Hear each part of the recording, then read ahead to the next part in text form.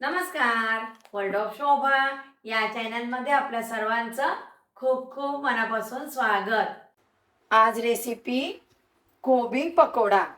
किसलेली कोबी, अशी कोबी आपल्याला किसून घ्यायची आहे. आणि इथे मी ब्रेड घेतलेले आहे.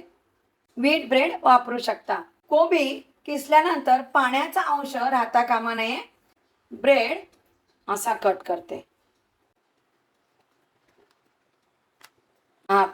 बाकीचे ब्रेड कट करून घेते. 2 वाटी चिरलेला कोबी. तुम्ही किसूनही घेऊ शकता कोबी. चाळलेलं बेसन 1 वाटी घेतलेला आहे. लागलं तर आणखी बेसन ॲड करू शकतो. पकोडे क्रंची कुरकुरीत होण्यासाठी आपल्याला यामध्ये 2 चमचे तांदळाचं पीठ ॲड करायचं आहे. समजा तुमच्या घरी तांदळाचं पीठ नसेल तर आपण जे पोहे बनवतो नाश्त्यासाठी, पोहे मिक्सरला वाटून त्याची पावडर ॲड केली तरी चालेल, किंवा बारीक रवा वापरायचा 2 चमचे.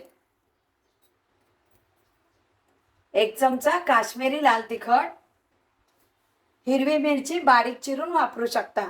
पाव चमचा हळद, अर्धा चमचा गरम मसाला, 1 चमचा कुटलेलं जिरं, 1 चमचा पांढरे तीळ, अर्धा चमचा ओवा हातावर क्रश करून घालते. चिरलेला कढीपत्ता, चिरलेली कोथिंबीर, चवीनुसार मीठ. पाण्याचा वापर न करता हातानेच मिक्स करते. लागलं तर आपल्याला पाणी ॲड करायचं आहे.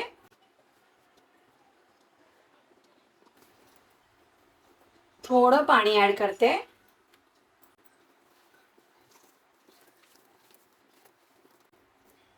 आता टीप, पकोड्याचं हे बॅटर बनवून आपल्याला झाकून ठेवायचं नाही, नाहीतर हे बॅटर सैल होतं. ब्रेडचा स्लाइस घेतलेला आहे कट केलेला, त्यावर आपल्याला हे बॅटर लावायचं आहे. तुम्ही हाताने सुद्धा लावू शकता, असं चमच्याने सुद्धा लावू शकता.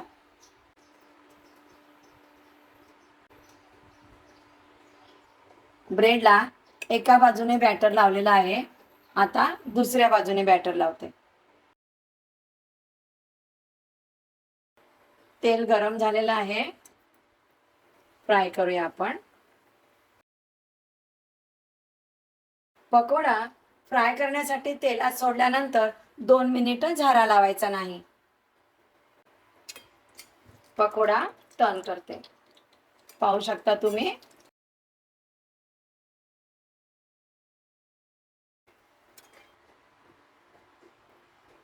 कोबी पकोडा फ्राय करून तयार. पाहू शकता अगदी कॅमेऱ्याच्या जवळ. आणि मी टीप दिलेली आहे. ब्रेडला आपण जे कोबीचं बॅटर लावतो ते बॅटर सैल करायचं नाही. बॅटर आपण ब्रेडला लावताना ब्रेड ओला होईल, म्हणून. वेळ काढून रेसिपी पाहिल्याबद्दल खूप खूप धन्यवाद. आणखीन अशा रेसिपी मी छान छान घेऊनच येणार आहे. नमस्कार.